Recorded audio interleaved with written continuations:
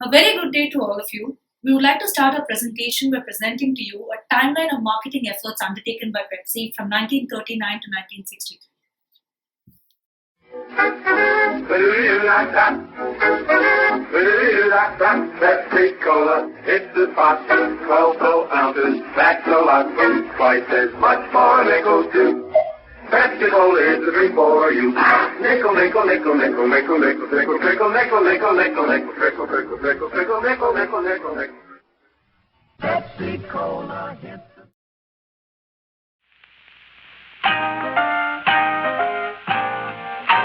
Be sociable, look smart, keep up to date with Pepsi. Drink light, refreshing Pepsi. Stay young and fair and debonair. Be sociable, have a Pepsi.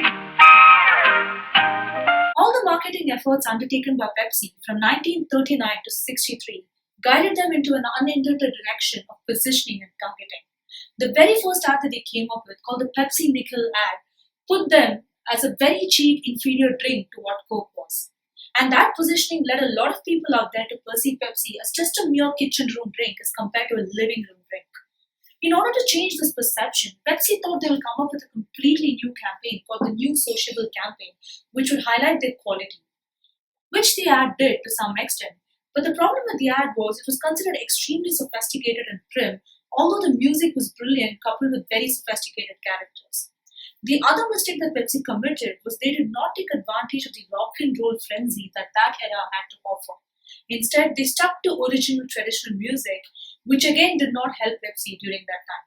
And all of this led them to an misplaced targeting of young married couples who were on tight budget, as opposed to their original intended targeting of young, energetic people.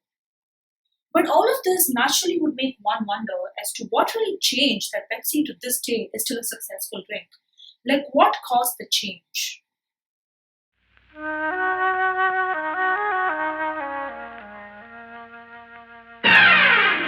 alive, you're in the Pepsi generation. So, what really changed was that Pepsi understood what the right marketing plan entails.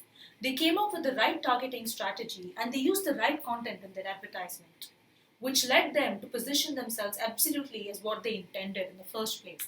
They started targeting young, energetic people and their business automatically grew.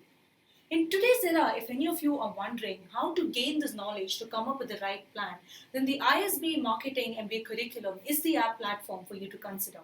This is primarily because this curriculum not just grooms your marketing skills, but it also hones your interpersonal and leadership skills. And a blend of all of these is what the industry looks for in a true marketing professional today. So now that we have covered what entails right marketing and what you're going to learn from an ISB MBA, we like to give you little insight into what you'll actually learn in this course. The primary consideration for any marketing plan is the consumer who are targeting, which we'll explain to you by an analogy with the framework, the marketing funnel. It is basically a framework to help you understand where a target consumer stands in the buying process. The success of a marketing plan is determined by whether the target consumer is moving right in the funnel or not. For example, if I am a consumer, the right marketing should push me towards the right hand side of the funnel, which is this side. So Bhavna, now that we have studied about the marketing funnel, how do we ensure that we keep moving towards the right side of this funnel? That's a very good question, Prateek. And although I'm very tempted to say that it depends, because that's the actual answer, I will give you a very, very detailed understanding of how that process can happen because you've come here to learn. In order for us to push the consumer through the funnel to the right end, there are four pillars in marketing that actually help a firm do that. It's called the four P's, namely the product, the price, the promotion, and the place. Now, to talk about the product is something that comes as a bundle of features and attributes which are built in line with what the target customer is truly aiming for. For instance, let's talk about Dove Hair Damage Shampoo. Now, the main target segment for that shampoo are people who have a lot of hair fall. And the main feature in the product is a feature that controls hair fall, which is why they've done their targeting right, and the feature is also highlighted as a unique selling proposition. Okay, so that I understand. That makes a lot of sense. But what about I see Dove spending a lot of money into the promotion activities, into all these activities. How is this money compensated? I mean, where are they earning money from? That's again a very good question. Now, in order for the compensation to happen right, is why the company comes out with a price for the product. Now, the price is something, a very important component of marketing that actually contributes to the revenue stream of the firm. And the price is set based on namely two factors. It can be either affordability or it can either be of quality. Now, if you want to go down the affordability route, you essentially want to target people who are very price sensitive and who will not pay much for the product. And that strategy is called as the market penetration strategy, where the price set for the product is low. On the other hand, if you want to target those set of consumers who basically view price as a sign of quality, they will definitely expect a high price on the product. And in that case, you will go with a strategy called as market skimming. Now let's take Dove shampoo itself as an example. Now if you take the Dove hair fall shampoo, which comes in big or small sizes, the price that they offer is between the range of 200 and 300 bucks. Now that is mainly aimed at consumers who want quality more than anything else.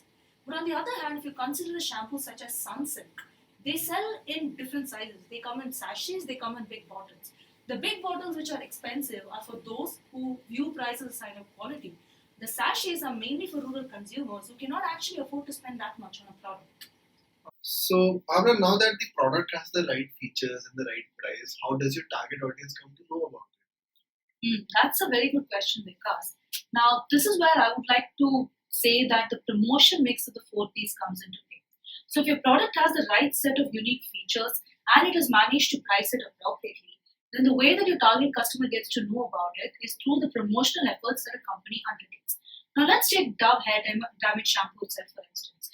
They took a brilliant promotional campaign by reaching out to everyday women who are their target customers via blog entries and social media platforms. it? And how does your target customer get that product? Okay. Now that they have the information, the way that the target customer actually gets the product is through the distribution channels, which in other words is known as the placements. Now, Dove itself, let's take the hair damage shampoo. They have done a brilliant job of distributing by choosing outlets where their target customers actually live. And they have placed all their products in those outlets, which ultimately leads to a good sales number. Hey Vikas, I've just figured out an additional piece of information that the market curriculum at ISB also teaches us. This is called the value proposition. Value proposition is nothing but how the company bundles all the four P's together and offers value to the consumer. It's really wonderful, Prateek. So, how does ISB help us implement this in real life? Oh, nice question. That reminds me of another point. In the ISB curriculum offers a lot of opportunities to apply your learnings in real life scenarios through case studies, through business simulation games, through school challenges, etc.